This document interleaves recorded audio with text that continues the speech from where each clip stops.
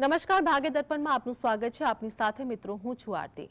રંગોથી નિખરવું છે તો પીસાવું અને વિખેરાવું જરૂરી હોય છે. આજના સુવિચાર સાથે ચાલો શરૂ કરીએ ભાગ્ય દર્પણ.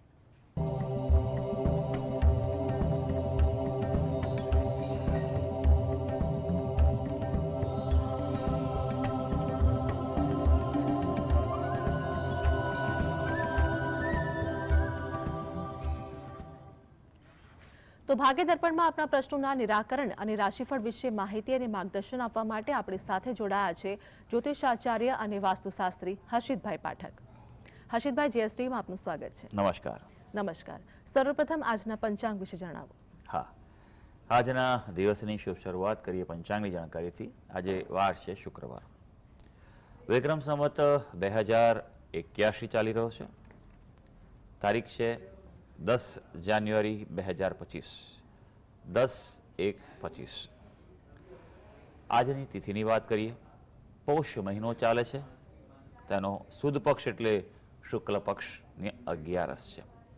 આજે છે પોષ સુદ 11. નક્ષત્ર કૃતિકા, યોગ શુભ અને કરણ વિષ્ટિ ભદ્ર આવે છે. જો કે સવારે 10:19 બવકરણનો પ્રારંભ થશે. આજની રાશિની વાત કરીએ.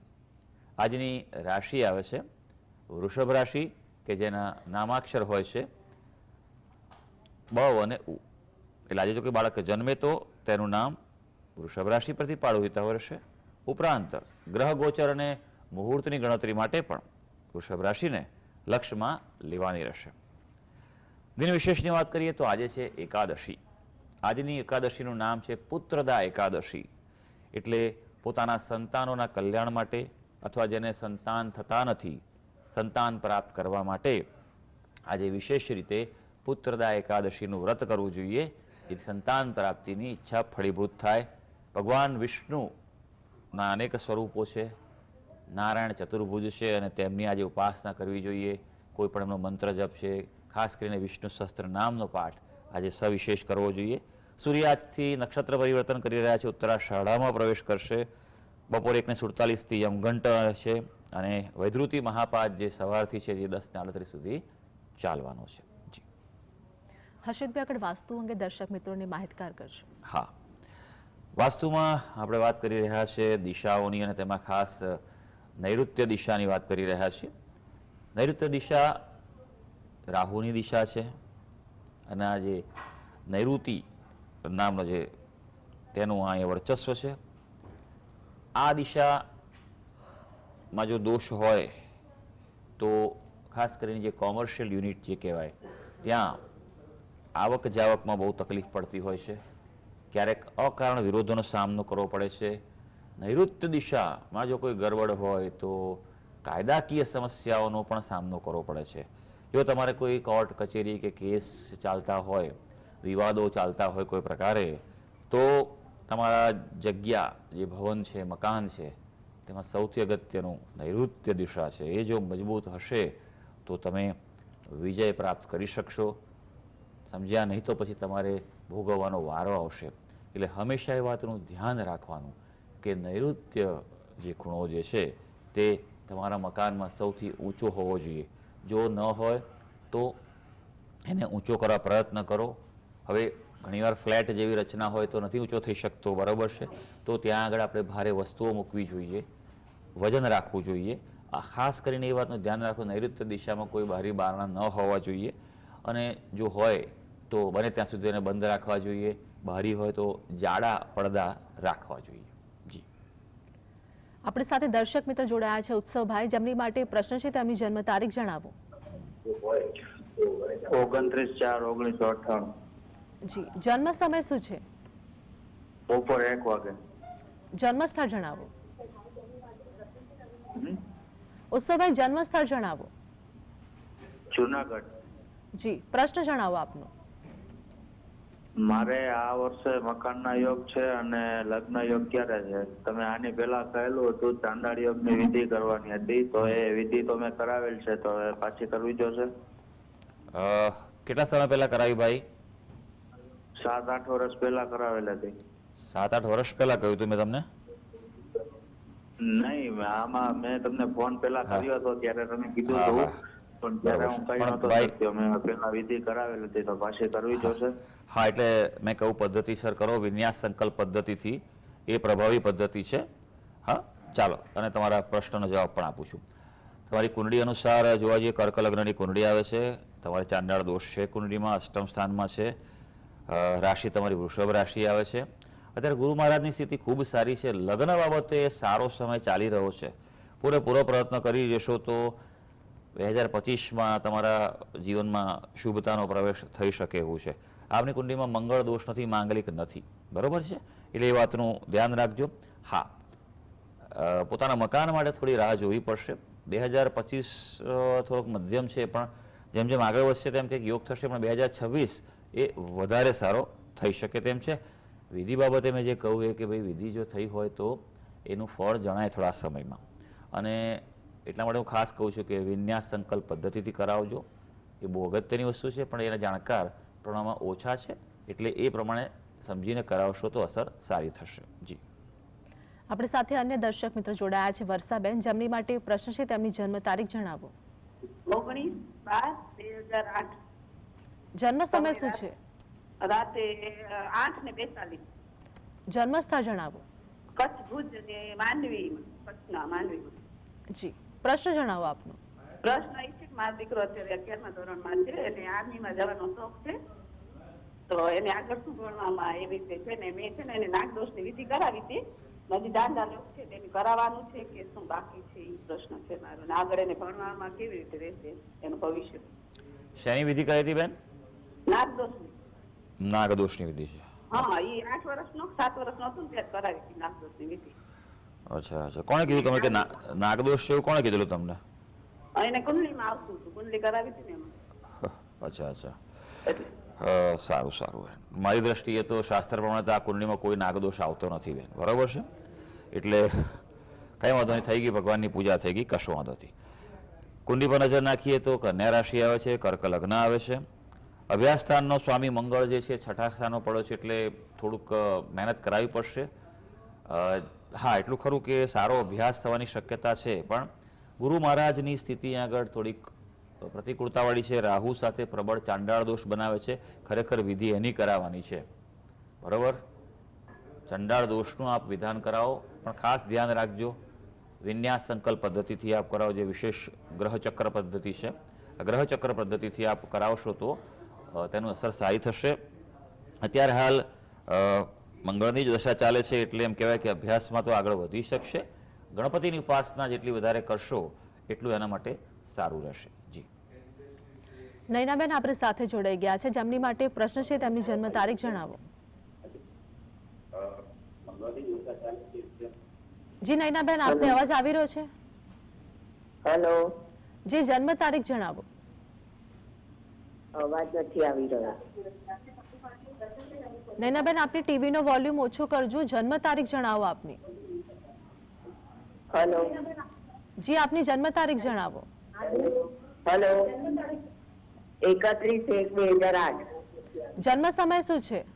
31/1/2008. જન્મ સમય જણાવો. 31/1/2008.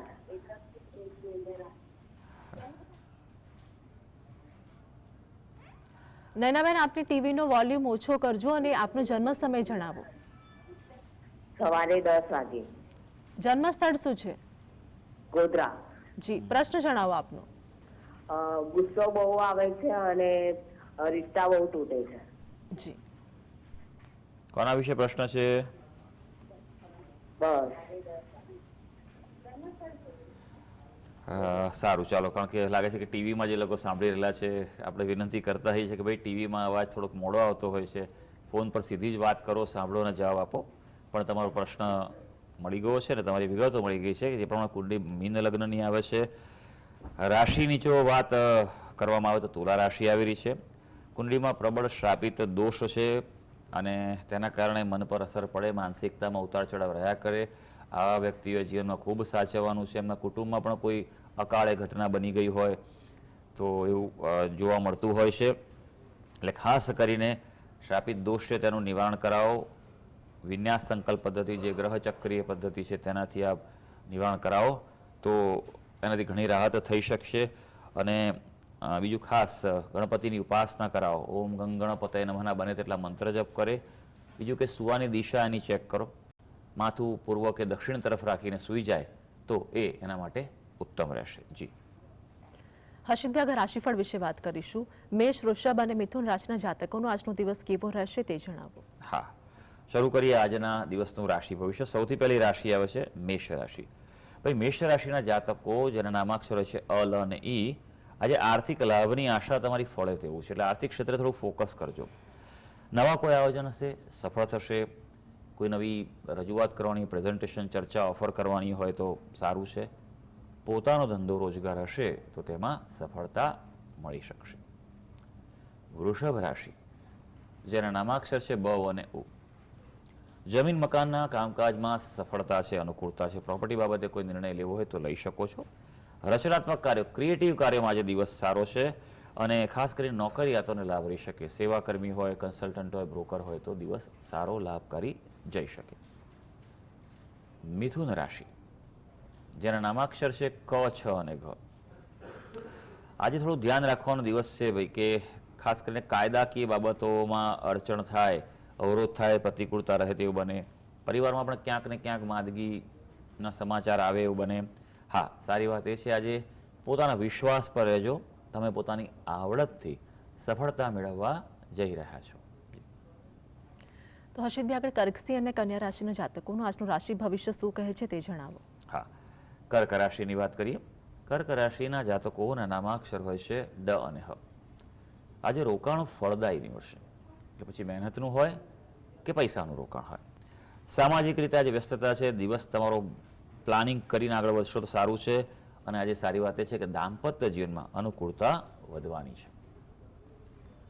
સિંહ રાશિ જેના નામાક્ષર છે મ અને ટ, આજે ઉત્સાહમાં વધારો અનુભવાશે. સેલ્ફ કોન્ફિડન્સ આજે વધારે રહેવાનો છે. એટલે કાર્ય સારું થશે અને કાર્યની કદર પણ આજે થવાની છે. આજે મુલાકાતો લાભદાયી છે. કોઈ પ્રકારની ચર્ચા, મીટિંગ, કોમ્યુનિકેશન કરવાનું હોય તો આજે કરી લેજો. કન્યા રાશિ જ્યારે નામાક્ષર છે પઠ અને અણ, થાકનો અનુભવ થાય. આજનો દિવસ થોડોક માપનો પસાર કરજો, સંયમથી પસાર કરજો. આજે ધીરજથી કામ કરજો, ઉતાવળિયું પગલું ન ભરતા. અને ખાસ સંતાનો પ્રત્યે આજે ધ્યાન આપવું જરૂરી છે. તો હર્ષિતભાઈ આપણી સાથે જોડાયેલા રહેશે. ભાગ્ય દર્પણમાં આગળ પણ વાત કરીશું, પરંતુ હાલ સમય થયો છે એક બ્રેકનો.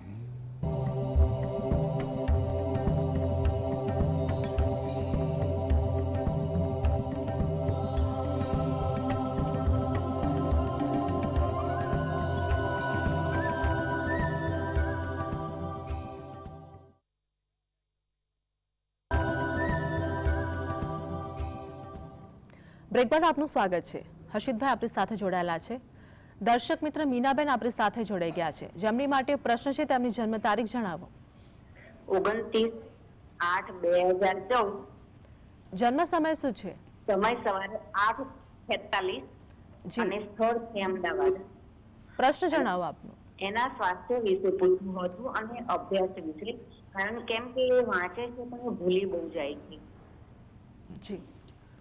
સ્વાસ્થ્યમાં શું તકલીફ છે? એને કંઈક શરદી ખાંસી ને એવું ચાલ્યા કરે છે. અત્યારે શેમાં અભ્યાસ કરે છે? અત્યારે 5મા ધોરણમાં ભણે છે, 5th માં. પણ એ વાંચે છે પણ એનું યાદ નથી રહેતું, એનું ભણેલું એને ભૂલી જાય છે બધું. કોના વિશે પ્રશ્ન છે? મારા બાબા વિશે પૂછવું છે. શું નામ છે એનું? પર્વ નામ છે. બરોબર છે. રાશિ એની કન્યા રાશિ જ આવે છે, એટલે તમે એનું નામ કન્યા રાશિ પર બરોબર પાડ્યું છે. હમણાં થોડોક સમય પ્રતિકૂળતા રહેશે, કારણ કે કન્યા રાશિમાંથી કેતુ પસાર થઈ રહ્યો છે અને ઓલરેડી ચંદ્ર સાથે રાહુ કુંડળીમાં ગ્રહણ દોષ બનાવી રહ્યો છે. પ્રથમ સ્થાનમાં જ છે, એટલે આના કારણે જીવનો ઉતાર ચઢાવ રહેશે. જિંદગીમાં ચોક્કસ આગળ વધશે.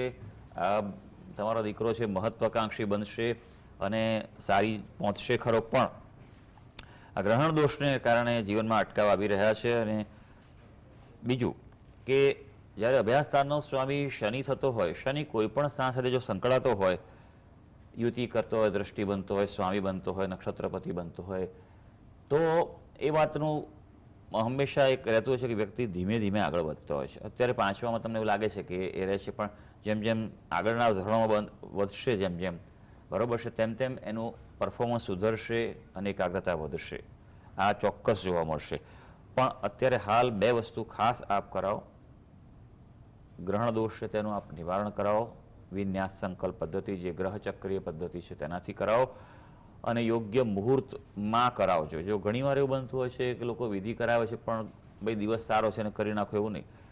કુંડળી પ્રમાણે, ગ્રહોને રાશિ પ્રમાણે, નક્ષત્ર પ્રમાણે ગણતરી કરીને દિવસ નક્કી કરવો પડે. ખૂબ જ મહત્વની ગણતરી હોય છે, બરાબર છે. એ પ્રમાણે જો એ રીતે એ દિવસમાં, એ નક્ષત્રમાં, રાશિમાં જો વિધિ કરવામાં આવે તો તે પ્રભાવશાળી ચોક્કસ થાય છે.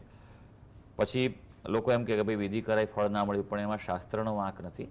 એટલે કોઈ વિદ્વાનનું માર્ગદર્શન લઈને આગળ વધજો, એ જ સારું છે. બીજું કોઈ ચિંતા કરવાની જરૂર નથી. હા, શિવજીની ઉપાસના કરાવો. ઓમ નમઃ શિવાયના જપ બને તેટલા વધારે કરાવશો, સારું રહેશે. પ્રવીણભાઈ આપણી સાથે જોડાયા છે, જેમની માટે પ્રશ્ન છે, તેમની જન્મ તારીખ જણાવો. સર 4/5/1998. જન્મ સમય શું છે? જન્મ સમય રાત્રે 11 વાગ્યાની આજુબાજુ. જન્મ સ્થળ જણાવો. જન્મ સ્થળ રાજકોટ. જી, પ્રશ્ન જણાવો આપનો.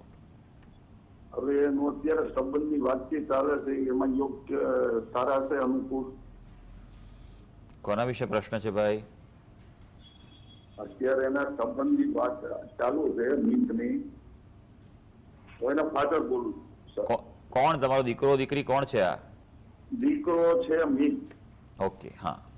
અત્યારે યુકે લંડન છે, યુકેમાં. આ વાંધો નહીં. યોગની જો વાત કરીએ કુંડળી પ્રમાણે, તો ધનુ લગ્નની કુંડળી આવી રહી છે. તેમની વિગત આપી અનુસાર આ કુંડળી જે છે તે મંગળ દોષ નથી, એટલે માંગલિક નથી. એ પ્રમાણે મેચિંગ કરાવજો. પણ અહીંયા ગુરુ મહારાજની સ્થિતિ ખૂબ નબળી છે. ગુરુ કેતુ ચાંડાળ દોષ બનાવે છે, રાહુ મંગળ ગ્રહણ દોષ બનાવે છે. એના કારણે જીવનમાં પાત્ર પસંદગીમાં ભૂલ થાય એવું બની શકે. એટલે બરાબર ચેક કરી મેળાપક વિદ્વાન પાસે કરાવીને આગળ વધજો. અને ફક્ત ગુણ કે એ નથી જોવાનું, પણ આગળ કુંડળીનું, ગ્રહોનું મેળાપક ખાસ કરાવવાની જરૂર છે. એ કરાવશો તો જરૂરી છે. યોગની વાત કરીએ તો 2025માં સારો યોગ છે. યોગ લગભગ માર્ચ મહિના બાદ ઉત્તમ શરૂ થઈ રહ્યો છે. એટલે પાત્ર તો સારું મળશે જ એને, પણ ખાસ મેં જે કહ્યું કે આ બંને વસ્તુ યોગ્ય મુહૂર્તમાં કરાવી દેજો વિધાન એનું, તો એના માટે જીવનમાં અન્ય પ્રકારે પણ અનુકૂળતા રહી શકશે. હર્ષિતભાઈ, રાશિફળ વિશે વાત કરીશું. તુલા, વૃશ્ચિક અને ધન રાશિના જાતકોનો આજનો દિવસ કેવો રહેશે તે જણાવો. હા, તુલા રાશિની વાત કરીએ, જેના નામાક્ષરો છે ર અને ત. ભાઈ, તુલા રાશિના જાતકો માટે આજે ખાસ એવું બને કે મનોરંજન તરફ મન વળે. આમ પણ આપની શુક્રની રાશિ છે, એટલે થોડુંક તો આવું રહેવાનું જ છે. આયોજનમાં ફેરફાર થશે, એટલે માટે સમયનું થોડું એક્સ્ટ્રા પ્લાનિંગ કરવું જરૂરી છે. સમાજમાં, કુટુંબમાં કોઈ વિવાદ, પ્રશ્નો ચાલતા હશે તો આજે ઉકેલ તરફ આગળ વધી શકશો. વૃશ્ચિક રાશિ, જેના નામાક્ષર છે ન અને ય. એ આપના માટે થોડોક સંયમ જરૂરી છે. ઉત્સાહ મળવાનો છે, પણ થોડો વધુ પડતો થઈ જશે, તો એનો વ્યવસ્થિત ઉપયોગ કરજો. આજે ખર્ચામાં ક્યાંક વધારો થયો છે, પણ હા, સારી વાત એ છે કે તમારા વ્યવસાય, કાર્યક્ષેત્રે લાભ રહેવા જઈ રહ્યો છે. હવે ધનુ રાશિ, જેના નામાક્ષર છે વ, ધ, ફ અને ઢ. થોડુંક ધ્યાન રાખવું પડે એવો દિવસ છે. ખાવા પીવામાં ખાસ ઉત્સાહ પર કંટ્રોલ રાખજો, સંયમ રાખજો. હા, વિરોધીઓ સામે વિજય મળે તેવો દિવસ છે, અને સામાન્ય આર્થિક લાભની પણ સંભાવના દેખાઈ રહી છે. જી હર્ષિતભાઈ, આગળ અંતિમ 3 રાશિ મકર, કુંભ અને મીન વિશે જણાવો. મકર રાશિની વાત કરીએ, જેના નામાક્ષરો છે ખ અને જ. આવકની તકો મળે તેવો દિવસ છે આજે, એટલે તમે સાવધાન, સાવચેત રહેશો, અને તકો આવી રહી છે તો સ્વીકારી લેજો. પરિવારમાં થોડુંક ધ્યાન રાખજો, ઘર્ષણ થાય તેવું બની શકે. અને આજે ખાસ મશીનરીનો ઉપયોગ કરતા, વાહન ચલાવતા સંભાળવાનું છે. કુંભ રાશિ, જેના નામાક્ષર છે ગ, સ, શ અને શ. ધાર્મિકતા વધે એવો દિવસ છે આજે. ઉપરાંત વિદેશના કાર્યોમાં અનુકૂળતા છે. એ બાબતે કંઈ પ્રોસેસ, પ્રોસિજર ફોલોઅપ કરવાનો કરી લેજો. ખર્ચા કાબુ બહાર જાય, એટલે મુઠ્ઠી તમારી બાંધેલી રાખવી પડશે. મીન રાશિ, જેના નામાક્ષર છે દ, ચ, ઝ અને થ. બિનજરૂરી રોકાણ ટાળવાની ખાસ સલાહ છે આજે.